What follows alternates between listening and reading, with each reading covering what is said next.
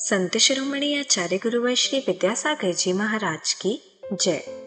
नवाचार्य श्री समय सागर जी महाराज की जय।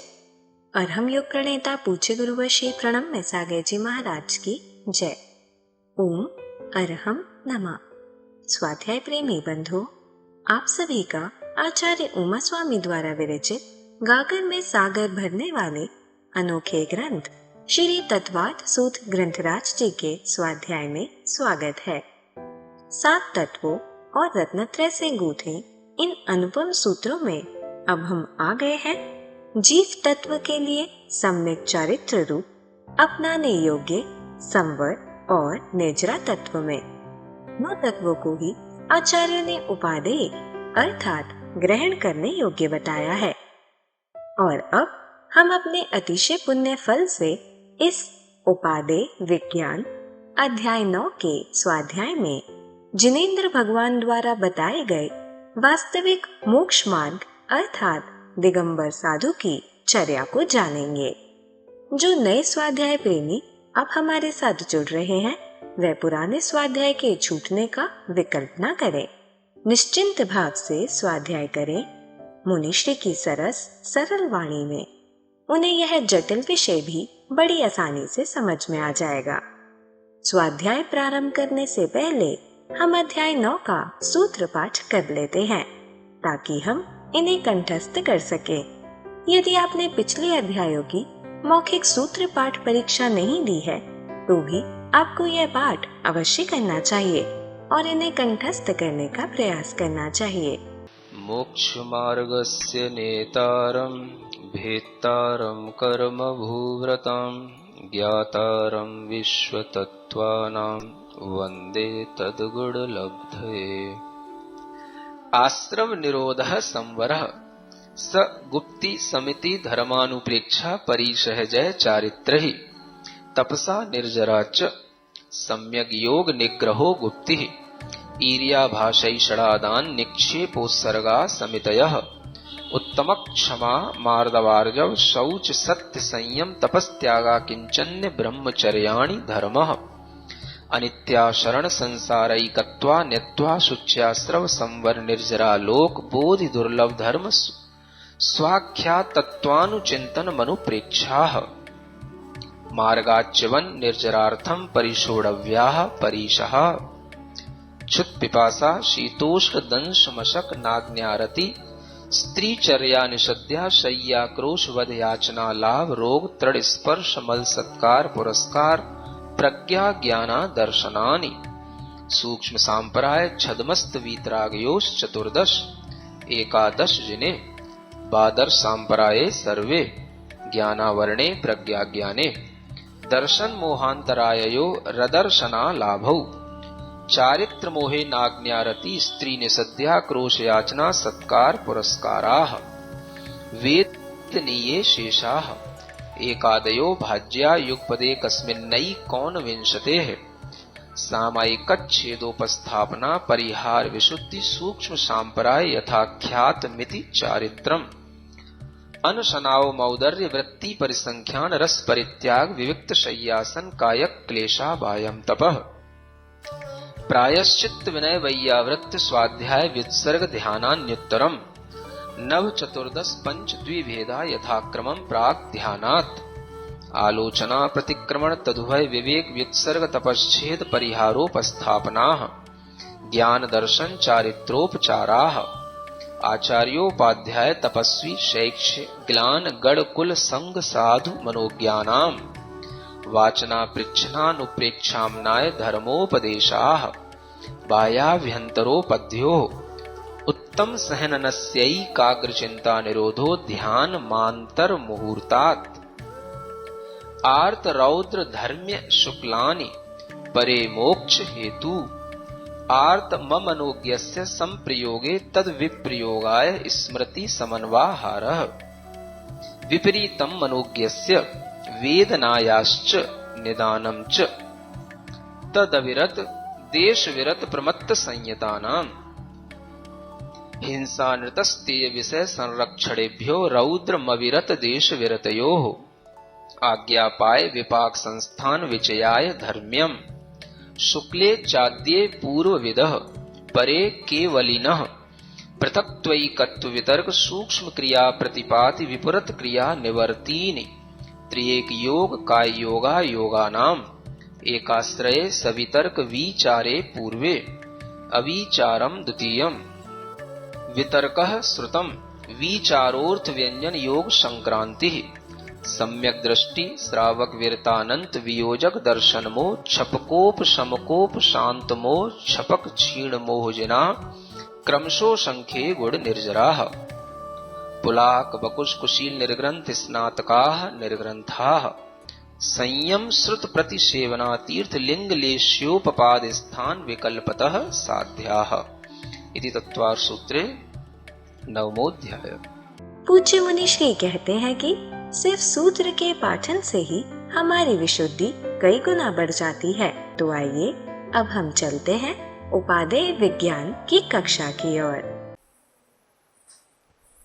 मोक्षमार्गस्य नेतारं भेत्तारं कर्मभूव्रतां ज्ञातारं विश्वतत्त्वानां वन्दे तद्गुणलब्धये। देवादिदेव आदिम तीर्थंकर श्री ऋषभनाथ भगवान की, वर्तमान शासन नायक श्री वर्धमान महावीर भगवान की, परम पूज्य आचार्य गुरुवर श्री विद्यासागर जी महाराज की। सामायिक संयम भी कहलाता है, सामायिक चारित्र भी कहलाता है। छेदोपस्थापना संयम भी होता है, छेदोपस्थापना चारित्र भी होता है। परिहार विशुद्धि संयम भी होता है, परिहार विशुद्धि चारित्र भी होता है। इसी तरीके से सूप सांप्राय और यथाख्यात संयम और चारित्र दोनों कहे जाते हैं। तो कुछ लोग ऐसा भेद करते हैं कि संयम का मतलब है प्रवृत्ति करना और चारित्र का मतलब है अपनी आत्मा में आना या रहना, रुकना। ऐसे दो लोग भेद करके अलग अलग बताना चाहते हैं कि जो संयम है वो हमारे लिए व्यवहार रूप है, चारित्र हमारे लिए निश्चय रूप होता है। किंतु उनकी ये बात इसलिए युक्ति युक्त नहीं है क्योंकि आचार्यों ने इन सब 5 भेदों के साथ में भी चारित्र का भी शब्द का उपयोग किया है और संयम शब्द का भी उपयोग किया है। यहाँ हम जो पढ़ रहे हैं ये सब चारित्र के भेद पढ़ रहे हैं, क्योंकि संवर के कारणों में गुप्ति, शमिति, धर्मानुप्रेक्षा ये सब चारित्र कहा गया था, और यहाँ लास्ट में भी इति चारित्रम ये चारित्र का है। तो ये चारित्र ही कहा गया है इसको। अब जब आप षटखंडागम आदि के सूत्र पढ़ेंगे तो उसमें इसको संयम नाम दिया जाता है। सामायी संयम, सामायी छेदोपट्ठावण संयम, परिहार विशुद्धि संयम, वहाँ पर इसको संयम नाम से कहा गया है। तो इस तरह से संयम भी कहा है आचार्यों ने, चारित्र भी कहा है। कोई ऐसी विवक्षा नहीं है जो आज के विद्वान, कुछ जो निश्चय वाले विद्वान होते हैं वो इस तरीके से इनमें भेद करने की कोशिश करते हैं। तो उनको यहाँ पर ध्यान में रखना है कि चारित्र और सामायिक आदि ये जो संयम है ये सभी एक ही चीज़ें हैं। और यहाँ पर जो सामायिक है वो एक प्रथम भेद है। सामायिक एक रूप होता है, एक प्रकार का चारित्र है तो वो सामायिक है। 2 प्रकार का चारित्र, सराग चारित्र और वीतराग चारित्र भी कहलाता है। अथवा अपहृत संयम और उपेक्षा संयम के भेद से भी 2 प्रकार का चारित्र होता है। प्राणी संयम और इंद्रिय संयम के भेद से भी 2 प्रकार का चारित्र होता है।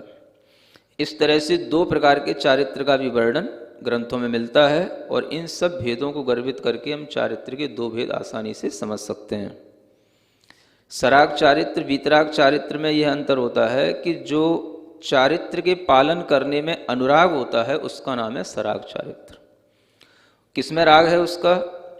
चारित्र के ही पालन करने में राग है। जैसे मुझे इस व्रत का पालन करना है तो ये राग के साथ हुआ, क्योंकि उसने पाप से वृत्ति की है, जो शुभ है पुण्य है उससे वृत्ति नहीं ली, तो उस शुभ में जो उसका राग है उसी के कारण से उसे सराग चारित्र कहा जाता है। जब वह इस स्थिति में पहुंच जाता है कि वह शुभ अशुभ दोनों को एक समान समझ करके और उनसे अपना मन छोड़ करके केवल अपने निज स्वरूप में अपना भाव करता है, निज स्वरूप में स्थित होता है और उसी में रहने की वह अपने उपयोग की वृत्ति को चलाता है, तो उसको कहा जाता है वीतराग चारित्र। जब उसे शुभ और अशुभ दोनों एक समान नजर आते हैं, तो इस तरह की प्रवृत्ति का नाम वीतराग चारित्र होता है। इसी को हम उपेक्षा चारित्र भी कह सकते हैं।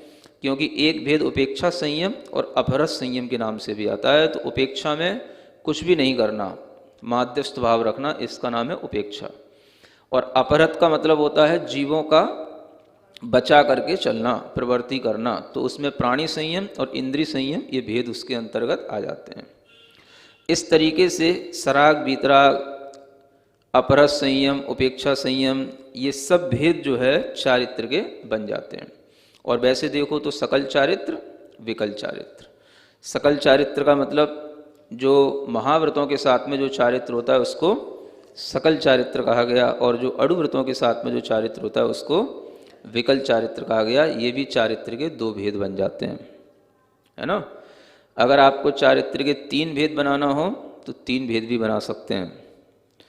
एक औपसमिक चारित्र कहलाता है, एक छायोपसमिक चारित्र कहलाता है, एक छायक चारित्र कहलाता है। भावों की अपेक्षा से चारित्र मौनी कर्मों के उपसम छय, छयोपसम की अपेक्षा से चारित्र के तीन भेद भी बन जाते हैं। हाँ, औपसमिक चारित्र कब होगा? जब यह जीव उपसम श्रेणी में होगा तो उस समय पर उसका चारित्र औपसमिक चारित्र होता है। जब यह छपक श्रेणी में आरोहण करता है तब इसका चारित्र छायिक चारित्र होता है। और जब यह उसके बिना छठवें सातवें आदि गुण स्थानों में रहता है तब ये छयोपसम भाव रूप चारित्र कहलाता है। ऐसे हम तीन प्रकार के चारित्रों को इस रूप में भी समझ सकते हैं। समझ में आ रहा? कोई आपसे पूछे चार प्रकार का भी चारित्र होता है क्या? कैसे गिनाओगे? क्या? औपसमिक, छायोपसमिक और छायक? नहीं, उसको इस रूप में जोड़ो, सराग चारित्र, वीतराग चारित्र।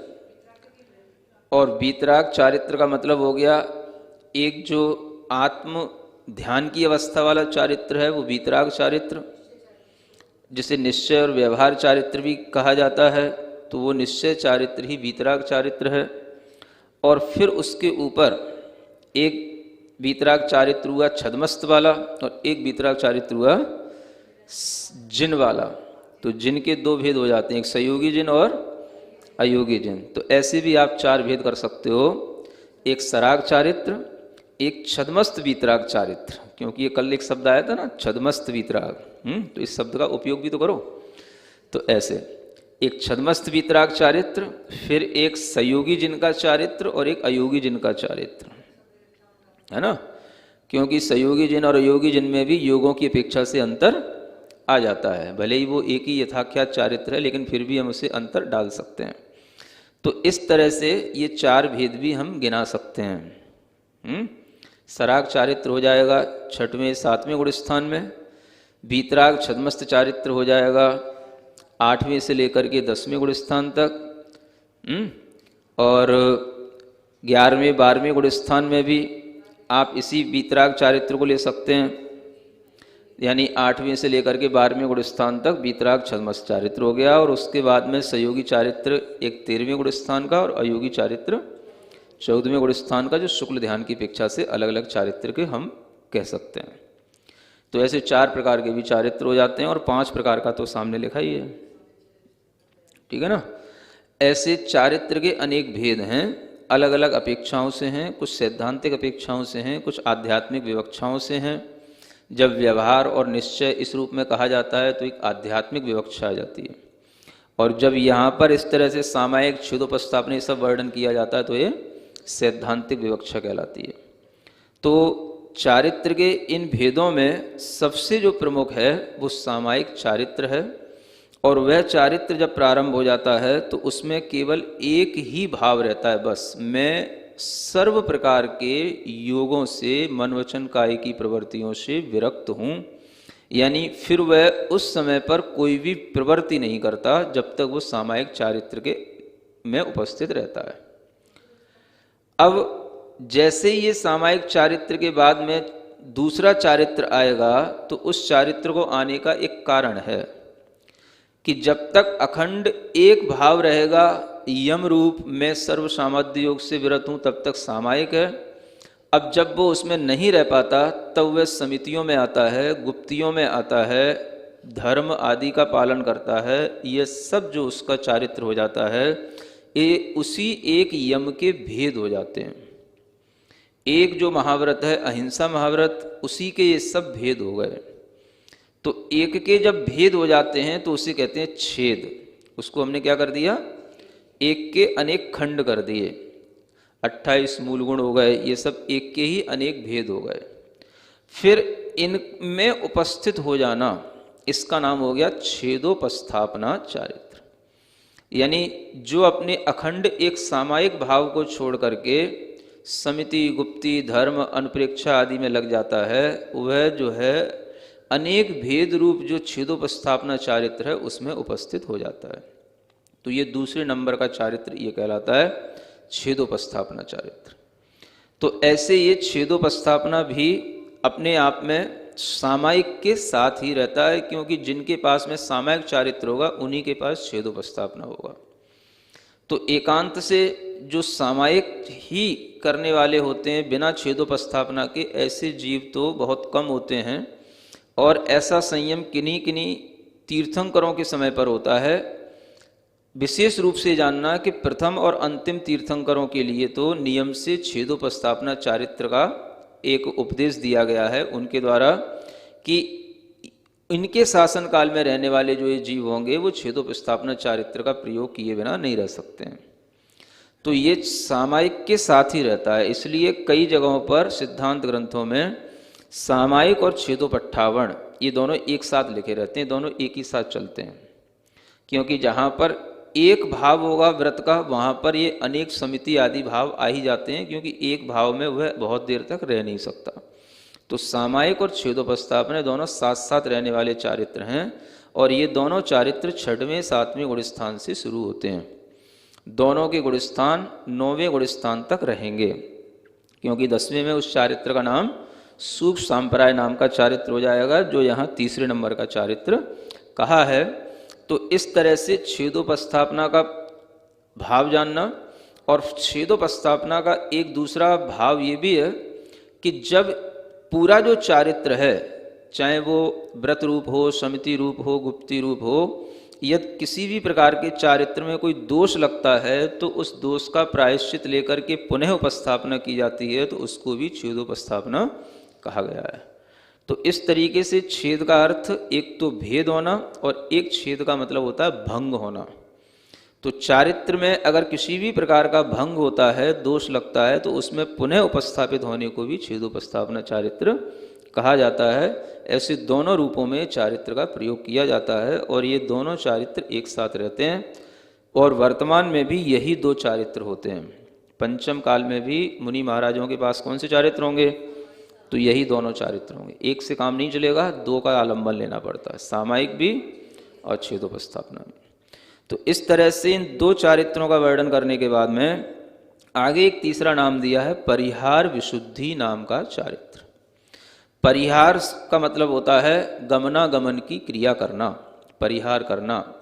जब गमन आगमन की क्रिया होगी तो जीवों की रक्षा आदि का भाव विशिष्ट रूप से रहता है, प्रवृत्ति होती है, उस प्रवृत्ति में ही विशुद्धि बढ़ती है इस चारित्र में। इसलिए इसका नाम है परिहार विशुद्धि। माने परिहार करना जरूरी है, गमन करना जरूरी है। इसलिए जो इस चारित्र को धारण करने वाले होते हैं वो कुछ विशिष्ट अपने आप में संयम की इस रिद्धि को धारण करते हैं। इसी एक रिद्धि के रूप में भी कहीं कहीं कहा गया है। और इसके लिए ये नियम बताया गया है कि जो 30 वर्ष तक पहले अपने घर में सुख से पूर्वक रहा हो, क्या किया हो? 30 वर्ष तक घर में सुख पूर्वक रहा हो, दुख पूर्वक नहीं।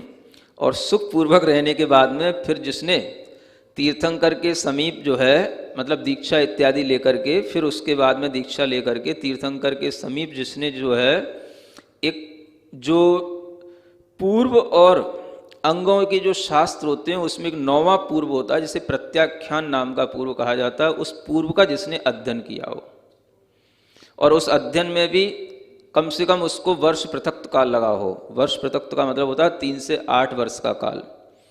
इतना अध्ययन करने के बाद में उसके लिए जो विशेष रूप से जीवों के परिहार करने के लिए, जीवों के उत्पत्ति स्थान, उनके कुल, उनके अनेक तरह के उपयोग आदि की प्रवृत्तियाँ, उनके जो रहने की, चलने की, उनकी गमनागमन की स्थितियाँ, ये सब जो डिटेल से जान लेता है, उसके लिए ही यह परिहार विशुद्धि नाम का चारित्र उत्पन्न होता है। तो 38 वर्ष कम से कम उसको लग जाएंगे, उसके बाद में यह संयम की रिद्धि उसके हाथ लगेगी। और इस रिद्धि के होने के बाद में फिर ये नियम होता है कि वो रोजाना कम से कम 2 कोस रोजाना गमन करे, संध्या की सामायिकों को छोड़ करके, है ना। ये गमन करने का उसमें नियम है, बैठे नहीं। सामायिक करने के बाद जो है वह संध्या समय को छोड़ करके अन्य समय में 2 कोस उसे प्रतिदिन कम से कम गमन करना है। तो गमन करने पर ही इस रिद्धि का प्रयोग होएगा। तो ये रिद्धि है, और ये जब तक गमन किया जाएगा तभी तक इसका उपयोग है। फिर जब वो बैठ गया तो उपयोग नहीं है, ध्यान में इसका कोई उपयोग नहीं, बैठ गया तो कोई उपयोग नहीं, चलेगा तो उपयोग है, और चलने से ही इसकी विशुद्धि बढ़ती है। तो इसलिए जो है अपनी विशुद्धि को बढ़ाने के लिए, बहुत कर्मों की निर्जरा करने के लिए उसे इसका उपयोग करना होगा। तो ये एक तरीके से ऐसे समझ लो कि जैसे आपने कोई जो है मोबाइल ले लिया, है ना, तो अब मोबाइल ले लिया तो उसे आपको उसका उपयोग करना ही है। या घर में आपने लाइट कनेक्शन लगवा लिया तो आपको थोड़ा लाइट का उपयोग करना ही है, नहीं करोगे तो वो जो है आपके लिए कोई भी उस कनेक्शन का कोई भी फल नहीं कहलाएगा। तो आपको फीलिंग तभी आएगी कि अगर लाइट का कनेक्शन हुआ है तो घर में लाइट जले, है ना। तो जलेगी तब जब आप कुछ जलाओगे, कुछ उसमें बल्ब आदि लगाओगे, कुछ उसकी फिटिंग कराओगे, कुछ करोगे, तब लगेगी, और वो करना जरूरी है। तो मतलब कुछ खर्च करना जरूरी है। इसी तरीके से परिहार विशुद्धि में प्रवृत्ति करना जरूरी है। ये प्रवृत्ति में ही होता है, निवृत्ति में नहीं होगा, ध्यान अवस्था में नहीं होगा। इसलिए इसका गुणस्थान केवल 6वां 7वां ही होता है।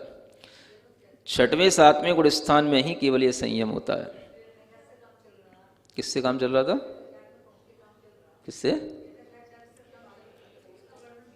ये सब आत्मा की अनेक प्रकार की उपलब्धियां हैं। आत्मा की शक्तियों का उद्भावन अनेक तरह से होता है, और वह तरीका जो यहाँ बताया जा रहा है वह अपने आप में सामायिक, छेदोपस्थापना, यथाख्यात से भी भिन्न रूप है। यथाख्यात में तो क्या है, केवल आत्मा में बैठने रूप है। ये जो प्रवृत्ति है ये अपने आप में एक अलग रिद्धि है, और इस रिद्धि के उपयोग से वह जीवों को बड़ी कुशलता से बचाने की एक अपने अंदर प्रवृत्ति या ज्ञान लेकर के आता है। ओम अरहम नमः। तो चलिए आज की कक्षा की एक क्विक रिवीजन कर लेते हैं। संवर के कारणों के प्रकरण में हमने चारित्र के अनेक प्रकार के भेद जाने। एक रूप चारित्र सामायिक चारित्र होता है। 2 भेदों में सराग वीतराग, अपहृत संयम, उपेक्षा संयम, प्राणी संयम, इंद्रिय संयम और सकल चारित्र विकल चारित्र आते हैं। महाव्रतों के साथ सकल चारित्र और अणुव्रतों के साथ विकल चारित्र होता है। चारित्र मोहनीय कर्मों के उपशम, क्षय, क्षयोपशम भावों की अपेक्षा चारित्र के 3 भेद बनते हैं। 6वें 7वें गुण स्थानों में क्षयोपशम भाव रूप क्षयोपशमिक चारित्र होता है। उपशम श्रेणी में औपशमिक चारित्र और छपक श्रेणी चढ़ते समय क्षयिक चारित्र होता है। 6वें 7वें गुण स्थान का सराग चारित्र और आत्मध्यान की अवस्था वाले निश्चय रूप वीतराग चारित्र के 3 भेद मिलाकर चारित्र के 4 भेद होते हैं। 8वें से 12वें गुण स्थान तक वीतराग छद्मस्त चारित्र, 13वें गुण स्थान में संयोगी वीतराग चारित्र और 14वें गुण स्थान में अयोगी वीतराग चारित्र। संयोगी जिन और अयोगी जिन में एक यथाख्यात चारित्र होते हुए भी योगों और शुक्ल ध्यान की अपेक्षा भेद बन जाते हैं।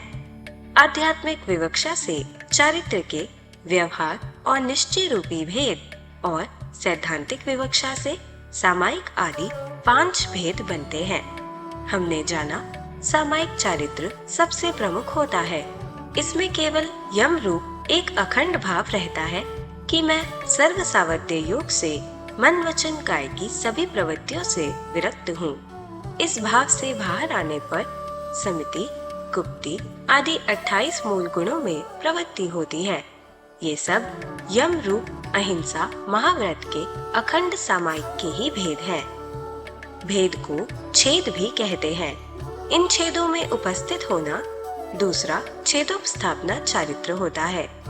सिद्धांत ग्रंथों में सामायिक और छेदोपट्ठावण दोनों एक साथ लिखे मिलते हैं। एक रूप व्रत के भाव के साथ समिति आदि अनेक रूप भाव आ ही जाते हैं, क्योंकि एक भाव में बहुत देर तक नहीं रहा जाता। बिना छेदोपस्थापना के सिर्फ सामायिक संयम बहुत कम जीवों में होता है।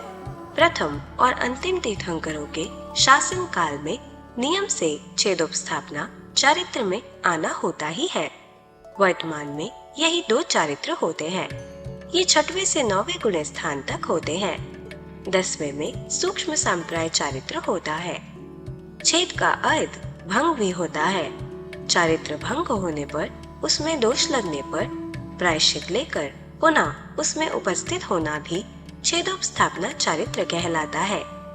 तीसरे परिहार विशुद्धि चारित्र में परिहार यानी गमन आगमन की क्रिया रूप प्रवृत्ति होते हुए विशिष्ट रूपों से जीवों की रक्षा का भाव विशुद्धि बढ़ाता है।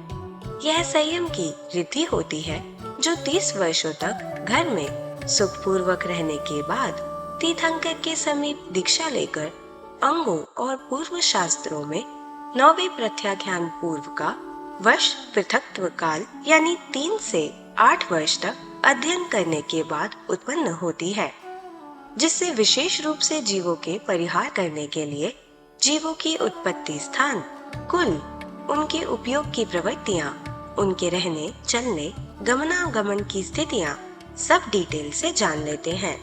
तभी यह परिहार विशुद्धि चारित्र उत्पन्न होता है।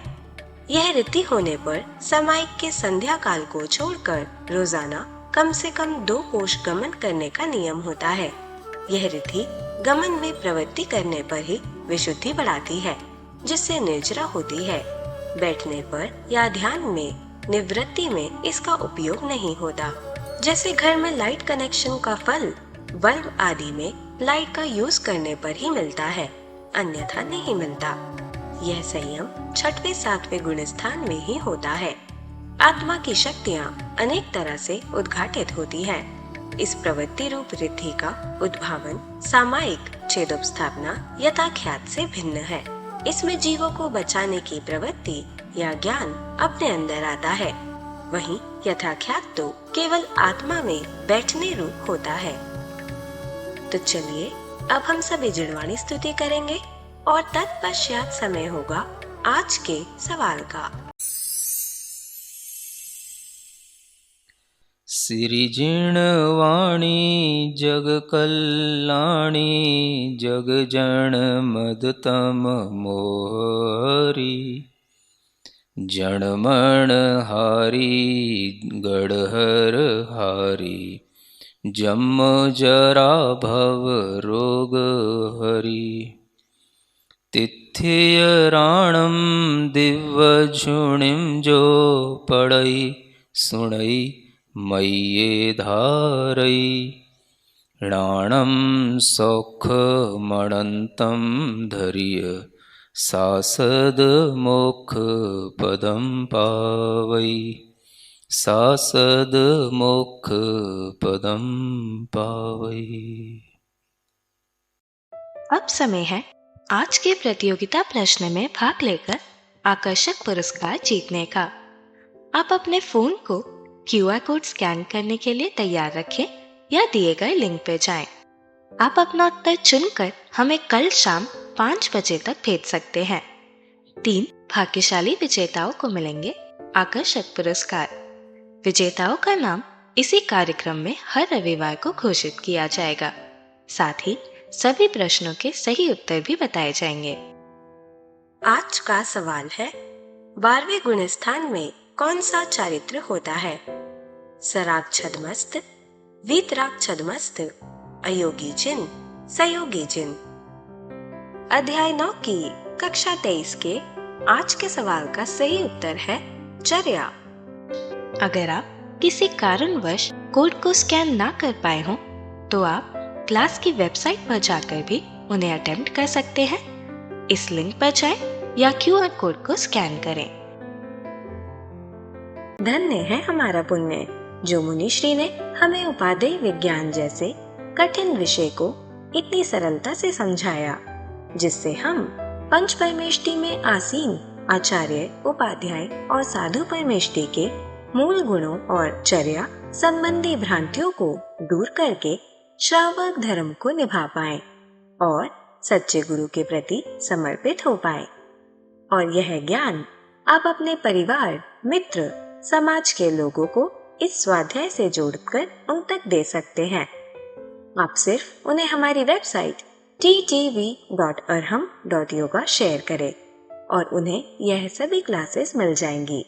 अभ्यास प्रश्न करके आप अपने ज्ञान को प्रगाढ़ करने का मौका और आज के सवाल में पुरस्कार जीतने का मौका भी पा सकते हैं। तो आज ही अपने बच्चों, मित्रगणों और परिवारजनों को इससे जोड़ें और अपना और उनका पुण्य बढ़ाएं। ओम अरहम नमः।